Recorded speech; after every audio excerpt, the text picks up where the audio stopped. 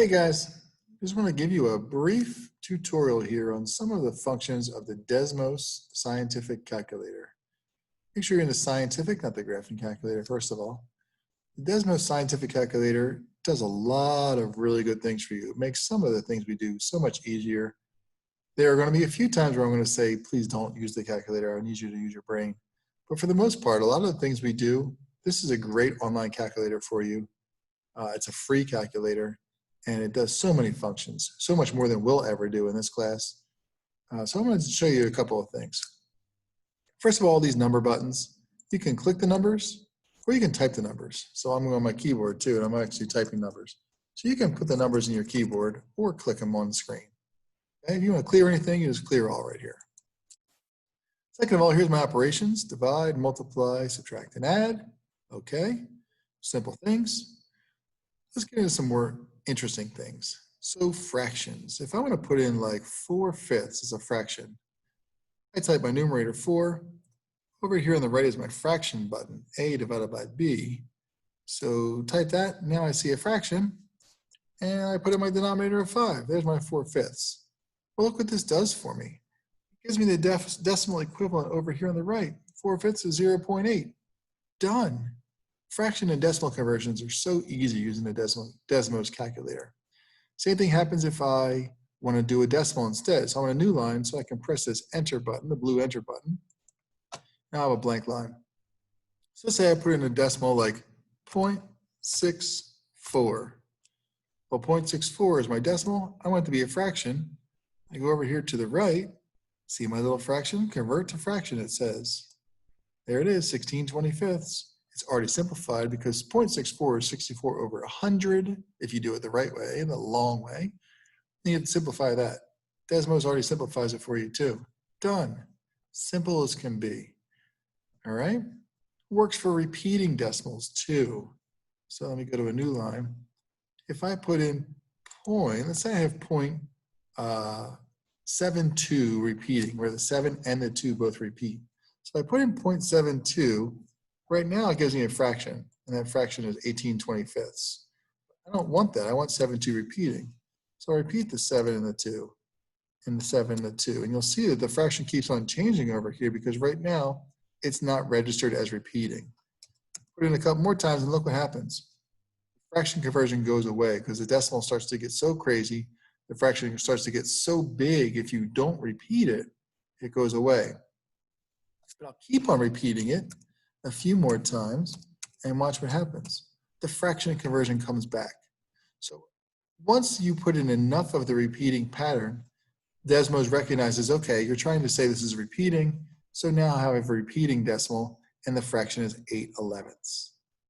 Works with a single repeating also if it's just like 0.7 repeating. So 0.7 repeating, see my fraction thing here is still here as I type in my 7s. And then it goes away. That means now it's saying, okay, it's not a terminating decimal, but we don't know what it is yet. Let's repeat it a few more times. And now my fraction is back. So 0.7 repeating is 7/9. Okay? Does not work so well if you have a mixed number. Like if you have 4 and 1/3, let's say. So 4. And then I will do a fraction, a space, and do a fraction, and 1/3. Well, 4 and 1/3 I convert to a fraction is an improper fraction. It'll do that, but it won't convert it back to a decimal. All right? Even though it says convert to decimal, I don't get it. Let's see what happens if I press enter. No decimal. So if you have a mixed number, remember, the whole number of a mixed number is just the number before the decimal. And then the fraction I can use to convert. So if I get rid of this 4, now I get my 0.33333 repeating. There's my repeating decimal. So 4 and 1/3 would be 4.3 repeating. So don't try to put a mixed number in. Put just the fractional part in. And the whole number in the mixed number will be the number before the decimal. Or vice versa. If you have a decimal that's repeating with a number in front of the 0, don't put that number into Desmos. just put the decimal part in, and then that number in front of the decimal will be your whole number in your mixed number. All right, so that's some decimal and fraction stuff. It also has some exponent stuff. Here's a to the second power. That is the second power of any number I put in. So if I put in 8 to the second power, it tells me it's 64. Second power is the most common power used, so it has its own special button, its own dedicated button. If I want to do 24 to the second power, there it is, that's 576, okay? Second power. But if I have any other power, if I have like 3 to the fifth power is not as common, so they don't make a dedicated button for that. That's where we use this a to the b power button, where we can put in a base number and an exponent that's not a second power. So if I want to do 3 to the fifth power, I would type in 3, I would click on my AB power button, and now look at my cursor. My cursor moved up, so if I press 5, now it's in the exponent position. And 3 to the fifth power, here's my answer, 243. Okay? Works with any power. What if I want to do, I don't know, let's do something crazy. 12 to the power of 4. Huge number. Eventually, you'll get such big numbers that the calculator won't give you an answer. So if I do something like 22 to the power of, let's say 15, I don't know, we'll see what that gives me. 15. And here's my answer. My answer is written in what you may have seen before, scientific notation. The number's so large they can't even give you the number because they don't have enough spaces in their decimal digits or their whole number digits to write the whole number for you. So we'll talk about scientific notation later. Okay. We also have absolute value. If you remember in the beginning of the year, we talked about absolute value of numbers. Here's the absolute value. Remember the absolute value bars? Absolute value of 5 is 5. Okay?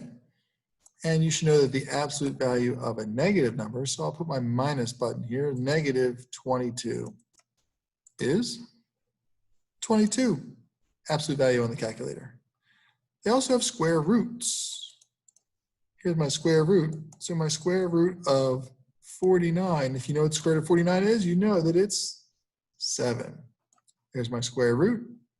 And then they have different roots. So we'll talk later in the year about different roots, cube roots, fourth roots, and so forth. So if I click on this, see my cursor in the little, like the little check mark here. So if I want to do the cube root, the third root of 729. Sounds like a random number to you, but it actually is a whole nice whole number, 9. There we go. Cube root of 729. It's how I do different roots. You'll almost always do square roots. That's the one we use the most. What if I try to do a square root of a number that's not a perfect square, like the square root of 200? Gives me this decimal. We'll talk more about what that decimal is when we do that lesson. But it's not a whole number because 200 is not a perfect square. Okay? The other things you'll see on this calculator are parentheses. So you can put parentheses in if you're doing some order of operations things. There's a comma here. Don't use that comma. That comma is not a comma like it's a big number. If you do like 12,402, and there's a comma in that number, that's not what this comma is for. This comma is to separate numbers in a group for some of the functions that are in this calculator. Don't worry about that comma. Don't use that comma. If you have to do 12,402, you just type 12,402. If I try putting the comma in there, it's going to give me an error message. That's what this exclamation is. Error. Okay? So you can put them in as coordinates, 1, 2. That's one of the things that comma could be for. That's not what we're doing here. The last thing I'll show you is the percentage button. Check it out. If I'm going to do 25% of, let's say 70, 25% of 70 is 17.5. Look at that. They calculate percents for you. Desmos calculator, super great tool. Here's my backspace. If I made a mistake, I can just backspace and delete that way. Or you can backspace on your keyboard and delete that way. Okay? And this arrow buttons moves you around. So if you have like 5 times 6 minus 3, oops, or 6 minus 3 plus 9 divided by 2. You know what? That 3 there, that 6 there was supposed to be a 3. So I need to go and I need to arrow back this arrow button, or the arrow buttons on your keyboard. Move it around. You can delete that way. All right, those are some of the basic functions of the Desmos calculator. We will use this calculator a lot this year. Get really comfortable with it, get really good at it, because it will make a lot of the things we do a lot easier.